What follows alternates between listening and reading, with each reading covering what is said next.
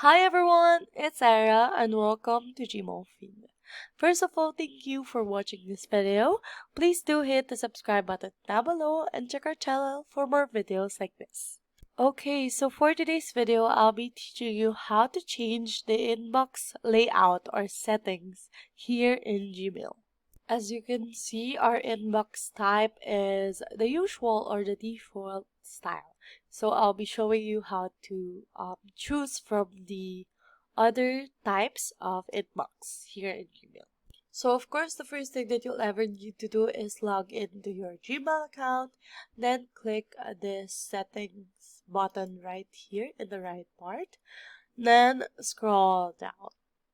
As you can see, we have here a lot of choices to choose from in the inbox type part.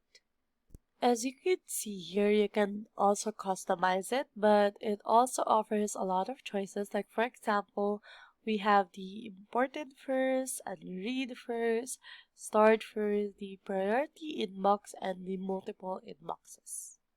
So we'll definitely create another video in customizing inbox type, but first let's choose from all the available choices right here. So let's try this imported first. Then as you can see, it's loading. And now all the imported emails have been moved at the upper part of your inbox. We can also try this at red first. And as you can see, all the unread messages is now in the upper part of your inbox. And in the start first, all the stored messages are in the top part of your inbox. You can also select this priority inbox where all the prioritized, important, and unread messages will be at the top. And here in the multiple inbox, as you can see, it is now categorized. Like for example, we have here the stored, the drafts, and the inboxes, the random inboxes. So you can also customize this, which leads you to another video. So if you have time and if you want to know how you can customize your inbox, please stay tuned for the next video.